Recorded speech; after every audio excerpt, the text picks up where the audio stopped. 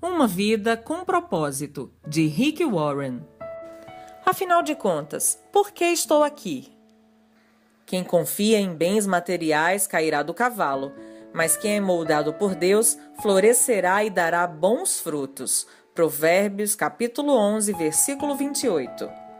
Felizes os que confiam no Senhor. São como árvores plantadas às margens de um rio, cujas raízes alcançam águas profundas. Tais árvores não são afetadas pelo calor, nem se preocupam com longos meses de seca. Suas folhas permanecem verdes e produzem um fruto delicioso.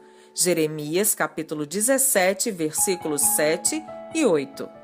Dia 1. Tudo começa com Deus.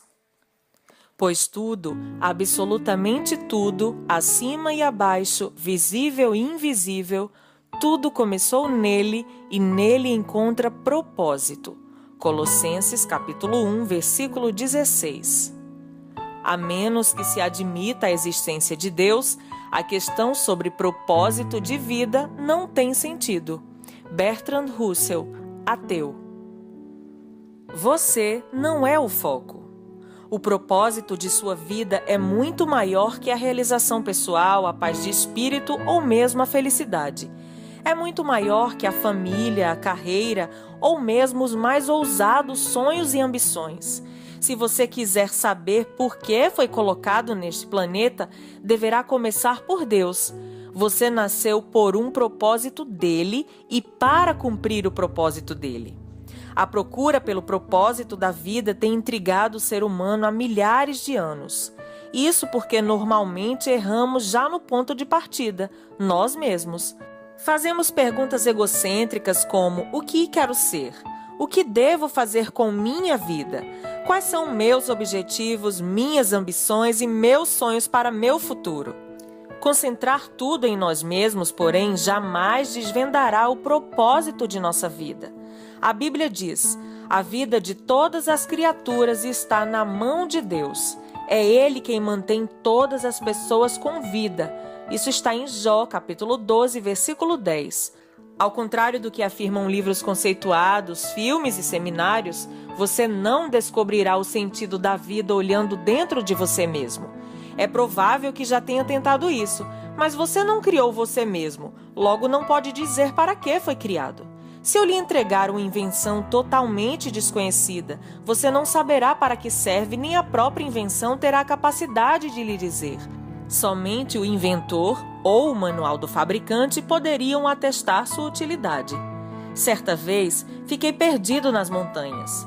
Quando parei para perguntar como chegar ao acampamento, disseram-me: não existe acesso por aqui. Você precisa ir pelo outro lado da montanha. Da mesma forma, você não pode chegar ao propósito de sua vida concentrando-se em você mesmo. Deve começar com Deus, seu Criador. Você só existe porque o Senhor deseja que você exista. Você foi feito por Deus e para Ele, e até que compreenda isso, a vida jamais fará sentido. Somente em Deus descobriremos nossa origem, nossa identidade, nosso significado, nosso propósito, nossa importância e nosso destino. Todos os outros caminhos levam a um beco sem saída. Muitos tentam usar Deus para a autorrealização, mas isso é contrário à natureza e resultará em fracasso. Você foi feito por Deus, não o contrário.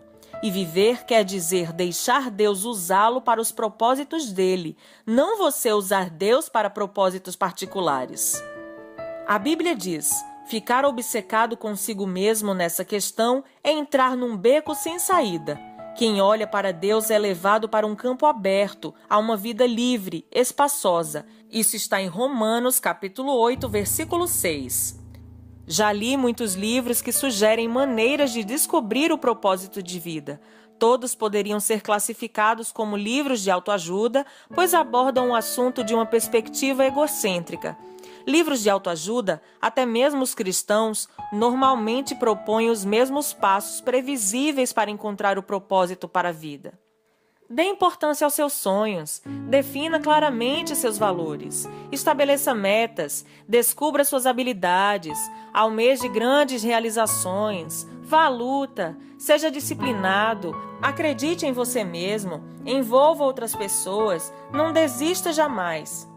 É lógico que essas recomendações frequentemente levam a grandes êxitos. Pode-se, em geral, ser bem-sucedido ao alcançar um alvo se houver concentração para o fim proposto. Mas ser bem-sucedido e cumprir o propósito de vida são coisas absolutamente distintas. Você pode alcançar seus objetivos pessoais, tornando-se um sucesso pelos padrões do mundo, e ainda assim estar distante dos propósitos para os quais Deus o criou. Você precisa de algo mais que conselhos de autoajuda. A Bíblia diz: autoajuda não é ajuda de jeito nenhum. O autossacrifício é o caminho, o meu caminho, para que vocês descubram sua verdadeira identidade. Isso está em Mateus, capítulo 16, versículo 25, na Bíblia A Mensagem. Este não é um livro de autoajuda. Não ensina a achar a carreira correta, a realizar sonhos ou a planejar a vida. Não ensina a encaixar mais atividades em uma agenda lotada. Na verdade, ensina a fazer menos na vida, concentrando-se no que mais importa. Ele vai ajudá-lo a se tornar o que Deus pretendia fazer de você ao criá-lo. Então, como descobrir o propósito para o qual você foi criado? Você só tem duas opções. A primeira é a especulação, a preferida pela maioria das pessoas. Elas conjecturam, supõem, teorizam. Quando dizem, sempre pensei que a vida fosse, querem dizer, este é o melhor palpite que posso dar. Há milhares de anos, filósofos brilhantes discutem e ponderam sobre o significado da vida. A filosofia é uma área importante do conhecimento e tem sua utilidade. Mas quando tenta determinar o propósito da vida, mesmo o mais sábio dos filósofos está apenas fazendo suposições. O Dr. Hugh Moorhead, professor de filosofia na Universidade de Illinois, escreveu certa vez para 250 dos mais conhecidos filósofos, cientistas, escritores e intelectuais do mundo, perguntando: qual o sentido da vida? Tempos depois, publicou as respostas em um livro. Alguns deram seus melhores palpites, outros admitiram ter apenas inventado um propósito para a vida. Outros ainda foram honestos o bastante para dizer que não tinham a menor ideia. Na verdade, vários intelectuais de renome pediram ao professor Moorhead que lhe respondesse caso descobrisse o propósito da vida. Felizmente, há uma alternativa à especulação sobre o significado e propósito da vida. Trata-se da revelação. Podemos recorrer ao que Deus revelou sobre a vida em Sua palavra.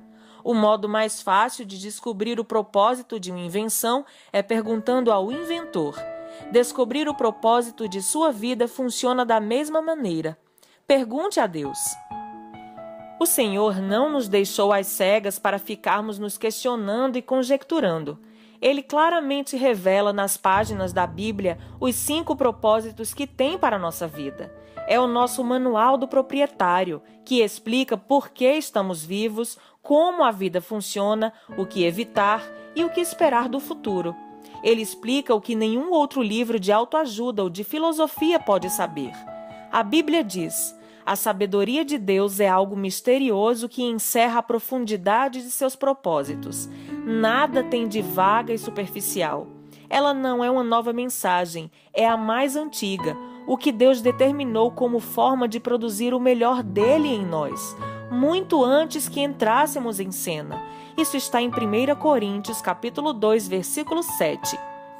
Deus não é apenas o ponto de partida de nossa vida, é a fonte dela. Para descobrir seu propósito de vida, você deve recorrer à palavra de Deus, não à sabedoria do mundo. Edifique a vida sobre verdades eternas, não sobre psicologia popular, histórias inspiradoras e estímulos para alcançar o sucesso. A Bíblia diz: muito antes que ele estabelecesse os fundamentos da terra, ele já pensava em nós e nos escolheu como alvo do seu amor, para nos fazer completos e santos por meio desse amor. Há muito tempo ele decidiu nos adotar em sua família por meio de Jesus Cristo. E que prazer ele teve em planejar tudo isso. Foi por sua vontade que agora participamos da celebração desse presente dado por seu Filho amado totalmente de graça. Efésios capítulo 1, versículos de 4 a 6. Esse texto apresenta 3 critérios para nosso propósito. Primeiro, você descobre sua identidade e propósito no relacionamento com Jesus Cristo. Se você ainda não vive esse relacionamento, explicarei mais adiante como iniciá-lo. Segundo, Deus já pensava em você muito antes de você pensar a respeito dele. O propósito determinado por ele para a sua vida é anterior à sua concepção. Ele planejou isso antes que você existisse e sem a sua contribuição. Você pode escolher carreira, cônjuge, passatempos e muitas coisas na vida, mas não pode escolher seu propósito. Terceiro, o seu propósito de vida encaixa-se em outro propósito muito maior e cósmico que Deus planejou para a eternidade. É disso que trata esse livro. Andrei Bitov, romancista russo, cresceu em um regime ateísta e comunista, mas Deus atraiu sua atenção num dia terrível. Ele recorda: aos 27 anos de idade, enquanto estava no metrô de Leningrado, agora São Petersburgo, fui dominado por um desespero tão intenso que a vida pareceu parar de vez, apropriando-se completamente do futuro e não deixando nenhum significado. De repente, numa frase apareceu por si só: sem Deus, a vida não faz sentido. Martelando-a, assombrado na minha cabeça, saí do metrô e caminhei em direção à luz de Deus. Você deve ter se sentido perdido a respeito de seu propósito na vida. Parabéns, você está prestes a caminhar para a luz. Pensando sobre o meu propósito de vida. Tema para reflexão: eu não sou o foco. Versículo para memorizar: pois tudo, absolutamente tudo, acima e abaixo, visível e invisível, tudo começou nele e nele encontra propósito. Todas as coisas começaram nele e nele encontram seu propósito. Colossenses, capítulo 1, versículo 16. Pergunta para meditar. Apesar de todos os argumentos ao meu redor, como posso me lembrar de que a vida é, na verdade, viver para Deus, mas não para mim mesmo?